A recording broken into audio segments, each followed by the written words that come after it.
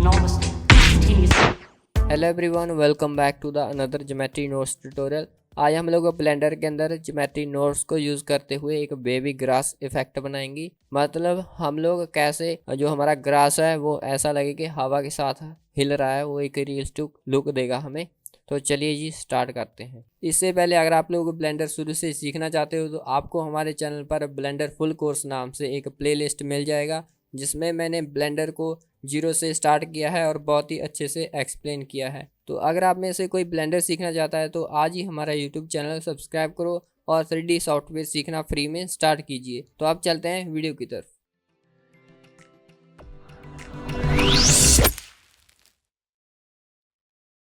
तो हमारे पास यहाँ पे एक डिफ़ॉल्ट क्यूब है। इस कैमरा और लाइटिंग को हम लोग डिलीट कर देते हैं। इस क्यूब को सिलेक्ट करेंगे, यहाँ से न्यू कर देंगे। हमारे पास ग्रुप इनपुट और आउटपुट नाम से दो नोड आ जाएंगे।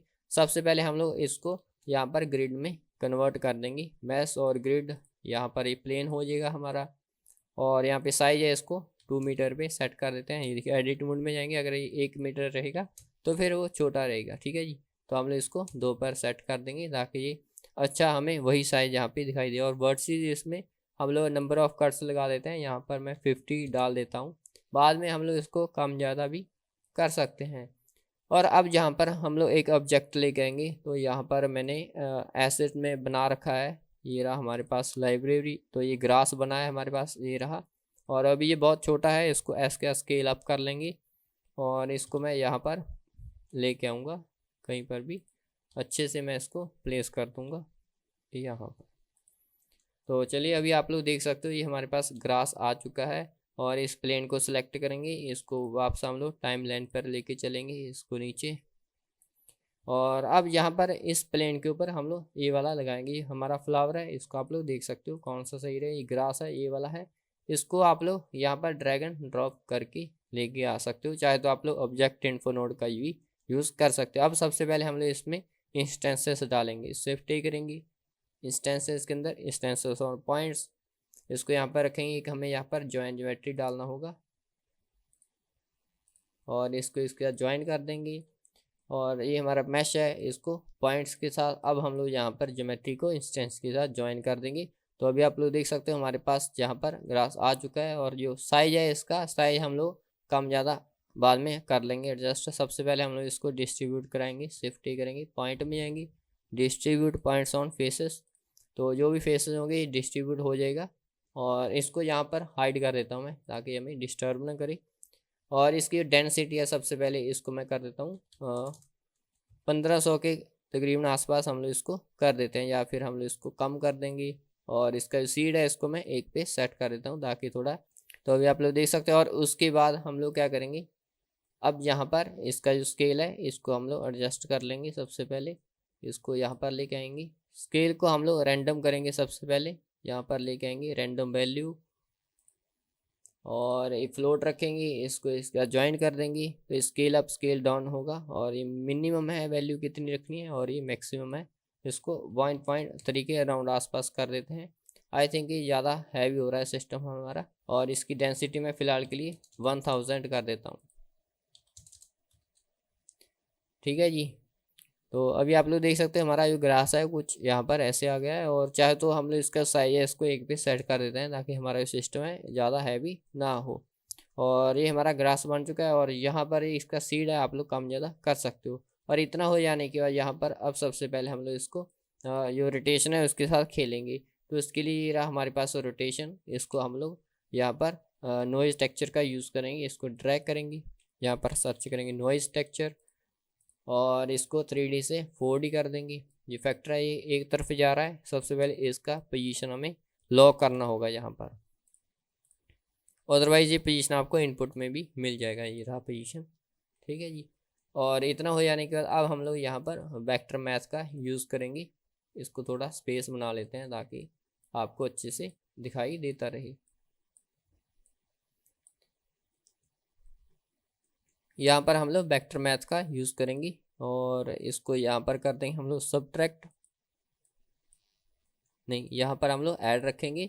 और एक बार इसका और डुप्लीकेट करना होगा, शिफ्ट डी के साथ डुप्लीकेट। इसको यहाँ पर रखेंगे और इसको इस पर कर देंगे सब्ट्रैक्ट। और यहाँ से हम लोग इसको ऐड पे रखेंगे और इसको 0.5 के अराउंड मैं इसको कर देता हूँ, ये इतना सही रहेगा।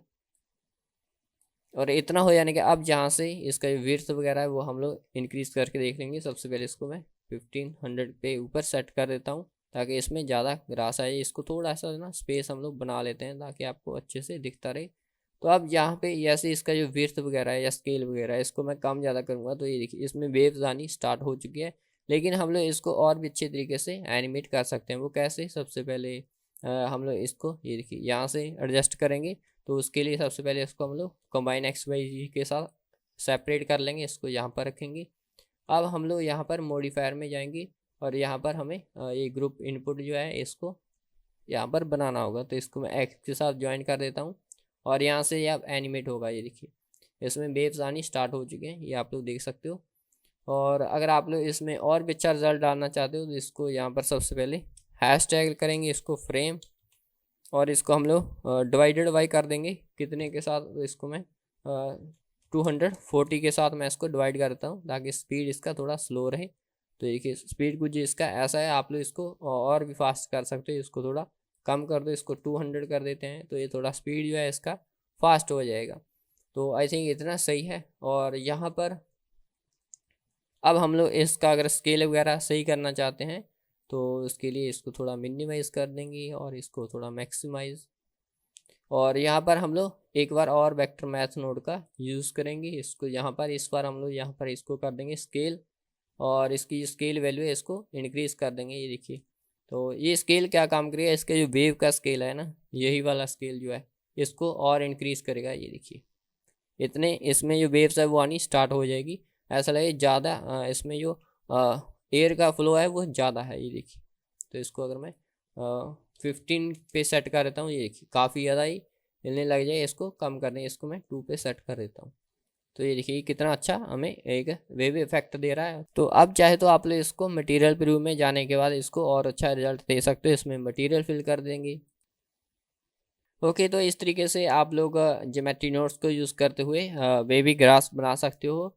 और आप लोग इसका जो नोड का सेटअप है ये आप लोग देख सकते हो, और नीचे इसका मैं डिस्क्रिप्शन में लिंक दे दूंगा। आप लोग वहाँ से जो कंप्लीट नोड का सेटअप है वो स्टेप बाय स्टेप मैंने आपको बताया है। आप लोग हमारा वेबसाइट में विजिट करें और वहाँ से आप लोग इसको फ्री में डाउनलोड कर सकते हो। और मटेरियल वगैरह इसको देने के बाद इसका जो और इसका जो फाइनल आउटपुट होगा वो आपको और भी अच्छा रिजल्ट देगा। ये देखिए आप तो इसमें हमने मटेरियल वगैरह फिल कर रखा है।